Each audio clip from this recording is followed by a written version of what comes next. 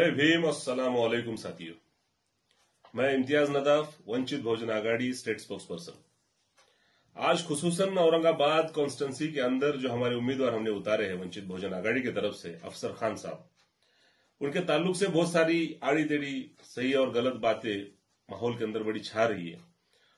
तो महाराष्ट्र के तमाम दीगर इलाकों से और खुसूसन औरंगाबाद शहर से ये जो चीजें आ रही है, मैं उस ताल्लुक से जो गुत्थी बनी हुई है उस गुत्थी को सुलझाने के लिए आज आपसे मुखातिब हो रहा हूं औरंगाबाद कॉन्स्टिट्यूंसी के तमाम वोटरों से। मैं आपको इस बात को समझाना चाहता हूं कि हमें इस बात को समझना होगा कि अफसर खान जो है वो सिर्फ मुसलमानों के रिप्रेजेंटेटिव या उम्मीदवार नहीं है।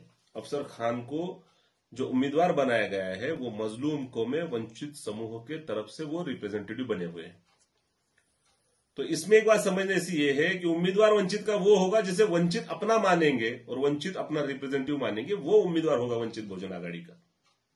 और अगर किसी को यह लगता है या फिर ये बात फैलाई जाती है कि एमआईएम पार्टी जो है और उसके जो एमपी है फिलहाल जो इम्तियाज जलील, तो उनके वोट काटने के लिए या फिर उनको हराने के लिए हमने वंचित बहुजन आघाड़ी के तरफ से किसी को खड़ा किया है, तो एक साफ साफ तौर पर बात बता दूं कि वंचित बहुजन आघाड़ी अपनी लड़ाई लड़ रही है। इसके पहले जो इम्तियाज जलील चुन के गए थे वो वंचित के सपोर्ट से ही चुन के गए थे। समझने वाली बात यह है कि उस वक्त 2019 में अगर इम्तियाज जलील को चुन के लाने में वंचितों ने अपना दमखम दिखाया है, अपनी कोशिश, अपनी मेहनत लगाई है, तो 2024 में ऐसा क्या हो गया कि उन्हीं वंचितों को इम्तियाज जलील अपनी पहली पसंद नहीं लग रहे हैं। और जहां तक बात है वोट काटने का, आप हमें एक बात बताइए, आप ये सोच सकते हो इस चीज को कि नवाब मलिक हो, बाबा सिद्दीकी हो, फरहान आजमी हो, नसीम खान हो, ये वेल सेटल लोग हैं पॉलिटिक्स के अंदर महाराष्ट्र के। इनके खिलाफ जब एमआईएम ने उम्मीदवार उतारे थे तो इसको आप किस नजर से देखोगे? इसको क्या न्याय दोगे आप? तो यहां पे समझने वाली चीज है कि औरंगाबाद के अंदर वंचित बहुजन आघाड़ी की तरफ से जो उम्मीदवार उतारा गया है उसको वही न्याय से देखा जाएगा, उसी नजर से देखा जाएगा जिस नजर से इन बाकी कैंडिडेट के खिलाफ जब एमआईएम ने उम्मीदवार उतारे थे तो उनको आपने जिस नजर से देखा हुआ था। समझने वाली बात यह है कि वंचितों के सपोर्ट को लेकर अगर हमारा कोई एमपी चुन के जाता है तो वो मजलूम कौमें ये भी चाहेंगी कि इन्हीं मुसलमान भाइयों की मदद से हम अपना भी कोई नुमाइंदा संसद तक भेजें, हम कायदे मंडल विधानसभा के अंदर अपना कोई नुमाइंदा भेजें। लेकिन गलती यह हुई कि उनके नुमाइंदे जब तक पहुंचेंगे या पहुंचने चाहिए थे तब तक सब्र नहीं किया गया, वहां से पीछे हटा गया, उस अलायंस को तोड़ा गया। अच्छा चलो ठीक है, ये छोटी मोटी बात है या फिर ये अलग चीज है, लेकिन दूसरी बात यह है कि खुद एडवोकेट बाला साहब अम्बेडकर को मुसलमानों ने सोलापुर अकोला से बड़ा नाराज किया। फिर भी ना कोई कीना, ना कोई कपट, ना कोई बुग्ज, कोई दिल में किंतु परंतु नहीं लाते हुए फिर से जमीन पर उतर के बाला साहब अम्बेडकर ने जिस तरह से मुसलमानों के लिए काम किया। मैं खुद पश्चिम महाराष्ट्र से आता हूं, यहां पे जब किसी बादशाह का स्टेटस रखने से और बाकी सब चीजों से जब मुसलमानों के छोटे छोटे गांव के अंदर जब अटैक होते थे मुसलमानों के ऊपर, तो तब ऐसे गांव, खेड़े और देहात के अंदर जहां मुसलमानों की पॉपुलेशन ना के बराबर है, एक का दुक्का घर मुसलमानों के है, ऐसी जगह में जब अटैक होता था तो उनके पीठ पीछे कौन खड़े रहता था? वो सिर्फ और सिर्फ वंचित बहुजन आघाड़ी के कार्यकर्ता थे जो पुलिस स्टेशन तक मुसलमानों के साथ जाते थे। ये काम वंचितों ने मुसलमानों के लिए किया है। और फिर उसके बाद एक बात समझने जैसी है कि हम जिस देश में रहते हैं वो देश दारुल अमन मुल्क है मुसलमानों।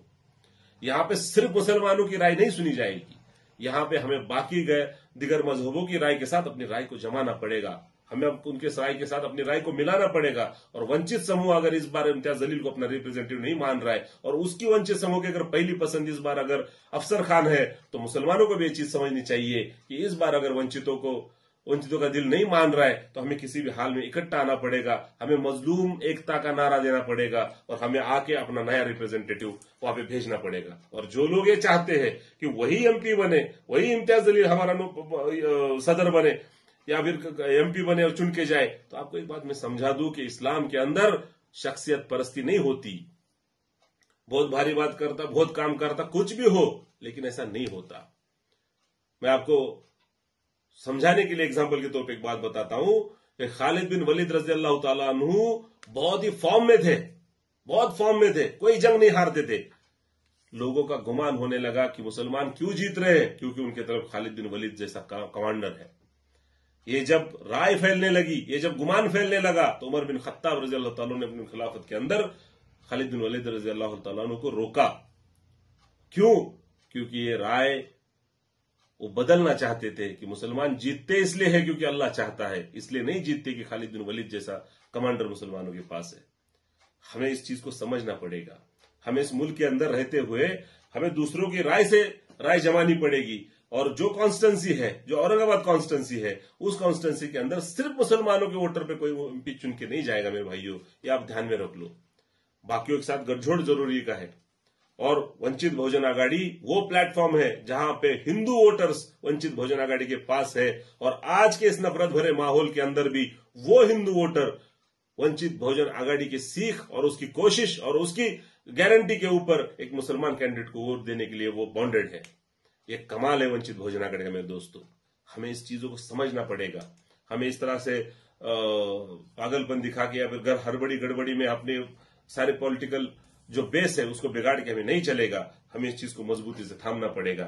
इकबाल का एक बड़ा खूबसूरत सा शेर है, आपको शेर पढ़ के सुनाता हूं कि दवाओं के तलाश में रहा दुआओं को छोड़कर, मैं रह ना सका अपनी खताओं को छोड़कर, हैरान हूं अपनी हसरतों पे इकबाल, हैरान हूं अपनी हसरतों पे इकबाल, मैंने खुदा से सब कुछ मांग लिया बस खुदा को छोड़कर। ऐ मुसलमानों, तुमने सियासत तो कर ली लेकिन सियासत छोड़कर। सिर्फ उम्मीदवार लड़ाना और इसी को लाओ उसी को लाओ, ये एक सियासत नहीं होती। सियासत में समझदारी बड़ी अहम चीज है।